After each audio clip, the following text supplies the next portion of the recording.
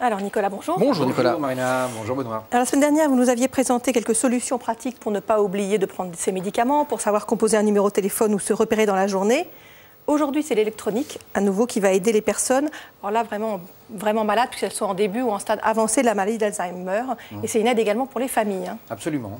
À commencer par ceci, alors je l'avais autour du cou la semaine dernière. Il a sonné il y a 30 secondes exactement. Ça, on peut le dire. Hein. Vous avez même eu peur que ça vous fasse du bruit pendant votre sujet. Ceci, c'est une espèce de pense-bête électronique. C'est-à-dire que c'est un peu comme un dictaphone, en quelque sorte, dans lequel on aurait stocké une centaine de messages, enfin moins, mais jusqu'à 100 messages, et qui vont sonner au moment précis où la personne, justement en début d'Alzheimer, qui est encore toute seule chez elle, donc elle peut encore se déplacer chez elle, etc., mais a des pertes de repères de temps, on va dire. Donc elle ne sait pas qu'à 13 h, il faut aller prendre le plat qui est préparé dans la cuisine. Donc ça va lui rappeler régulièrement qu'il faut aller prendre son plat dans la cuisine, par exemple. Donc sur des tas de messages enregistrés, je vous ai dit, on peut en mettre jusqu'à 100 à peu près. Voilà. Et donc, des exemples, vous voulez? Oui, je veux bien. Ça vous arrangerait? Alors, avec plaisir. Alors, je vais vous en donner quelques-uns. Il y en a un, justement, là, qui vient de sonner. Je ne sais pas si ça va le faire. Non, du coup... Ah si. De regarder le magazine de la santé sur France 5.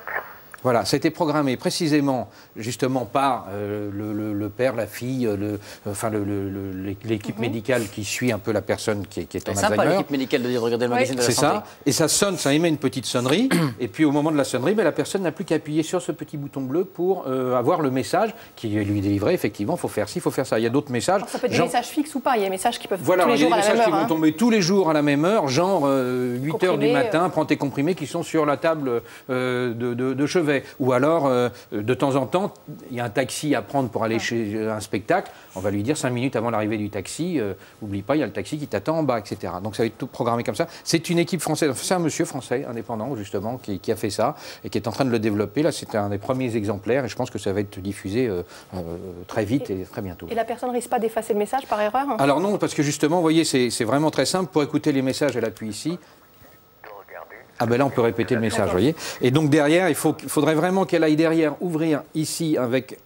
appuyer le bouton, ouvrir, et là toute la partie, là, il y a toute la partie, et toute la partie programmation est là. Si au cas où elle a un souci, il y a même une touche quand même, une touche urgente. Si elle est complètement paumée, elle peut appuyer dessus et ça va lui donner un message d'urgence.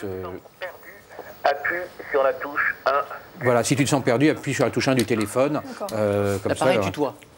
Oui, s'il veut.